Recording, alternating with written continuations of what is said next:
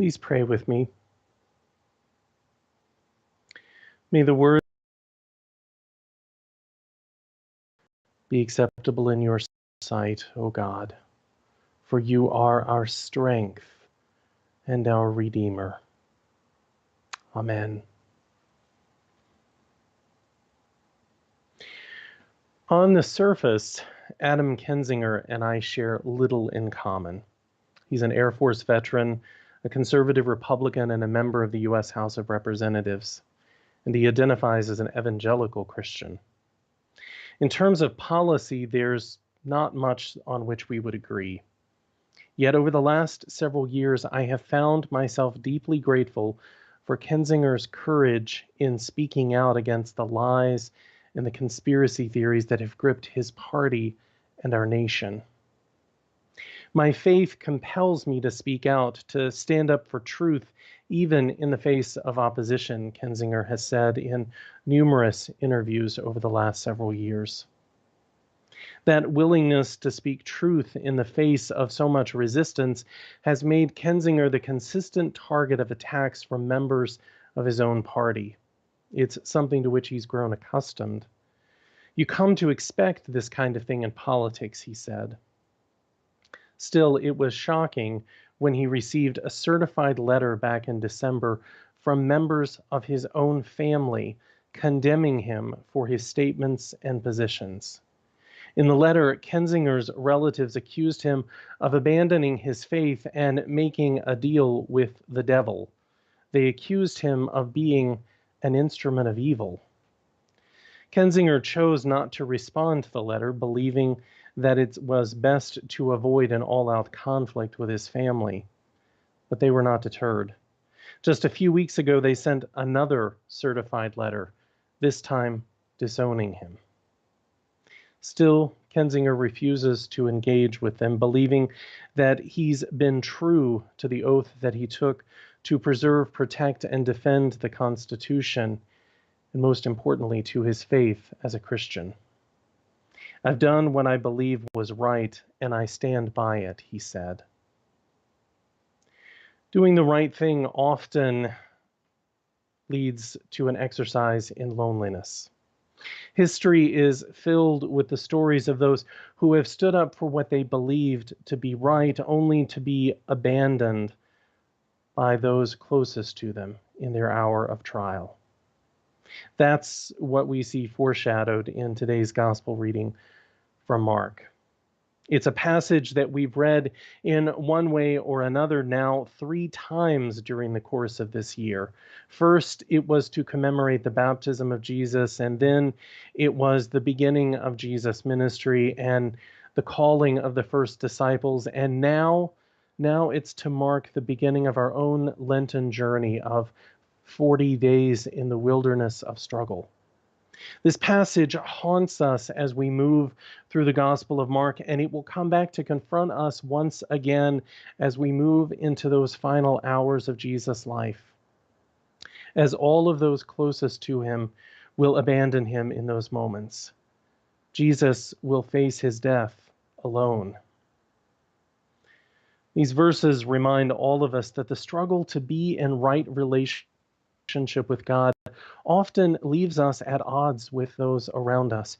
Jesus has been baptized as an act of solidarity with those who have sought hope in the ministry of John the Baptist. He has become one with them in that struggle, but he will also become the object of their admiration and expectation. They want justice and freedom, and they want them now. Jesus' ability to heal and his charismatic, authoritative leadership will convince the crowds that he is the one to lead the rebellion against Rome, the one to throw off the unjust rule of an oppressive foreign power. Yet, Jesus knows that his mission is far bigger and more expansive than political revolution. Jesus anticipated the challenges that he would face as he prepared for ministry. That's why the Spirit literally drives Jesus, that's the word in Greek, drives Jesus into the wilderness after his baptism. He has to face the deepest shadows of his own soul if he is to withstand the temptations of the power that will come from public admiration.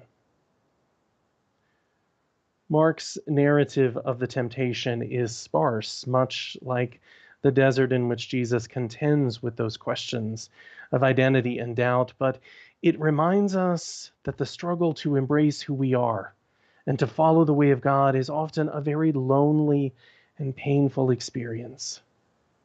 Jesus faces the desert alone, and he will face the cross alone too. In those defining moments that bracket his ministry, the temptation and the crucifixion, Jesus will be revealed as one who contends with temptation and overcomes it. He will embrace the struggle and he will be changed for the better by it. When those days in the desert are done, Jesus will emerge ready to speak truth to power and to share the vision of God's dream for a world made whole. He will be ready to face the powers that be and to respond to their hatred with love, refusing to meet evil for evil, choosing instead the way of peaceful resistance to overcome injustice and violence. In the faithfulness born in this desert struggle is assured the defeat of all the powers of evil and death. Biblical scholar Martin Kitchen has written, when God engages with humanity, there is struggle and hardship involved. The Son of God is called and commissioned by the Father to do the Father's will. Only in the doing of it will he know himself. Kitchener writes, it is the same for us who in this Lent follow in his steps. The story of Jesus' temptation reminds us that we must face so many struggles on our own.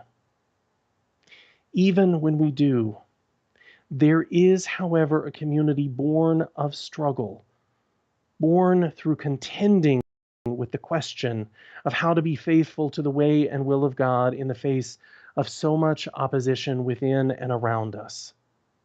Jesus found himself surrounded by wild beasts of the wilderness and upheld by the care of angels. These are not the friends and family for which he might have wished, but they are a reminder that none of us is ever truly alone, even in our deepest moments of despair. Jacob Azevedo was watching television in his Oakland, California home a few weeks ago when he found his heart broken and his anger stoked at the video of a 74-year-old Thai American man fatally shoved to the ground and beaten. It was the second video of such an attack against an elderly Asian person that he had seen in less than an hour. Azevedo, a young man of Latinx descent, began researching what was happening and was aghast to discover an epidemic of violence that has largely gone unrecognized and unreported. Almost 3,000 attacks on persons of perceived Asian identity have been recorded across the country since the middle of March of 2020.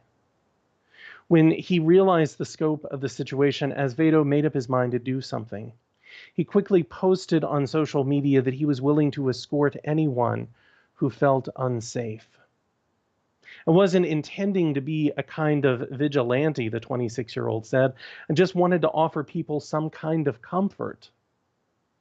Within days of Azevedo's post, more than 300 others joined that pledge, and so was born Compassion in Oakland, a network of individuals dedicated to standing in solidarity with and providing support to those in the Asian American community who have been made the target of hatred and violence in the midst of the pandemic.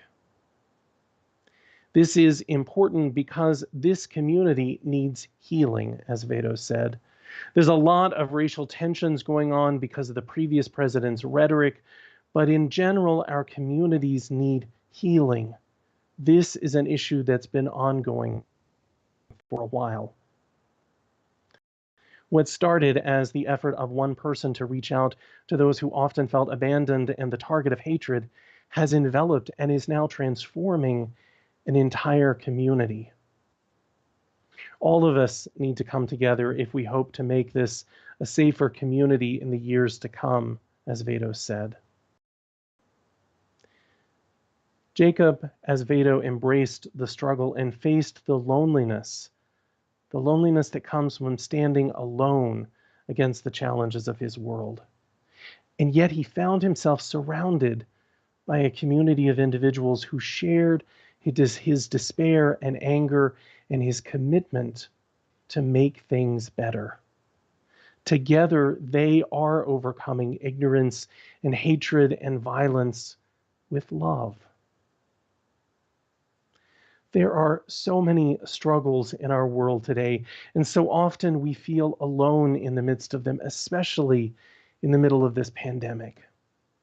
Jesus invites us to step forward and to face them, to embrace our fears and our loneliness, for this is the only way to find our way through the desert to a place of deeper peace with God, with each other, and with ourselves. The journey may feel lonely, but the promise to which we can cling is that in walking the way of the cross, we will find the community we seek to overcome not only our loneliness and fear, but all of the challenges that we face.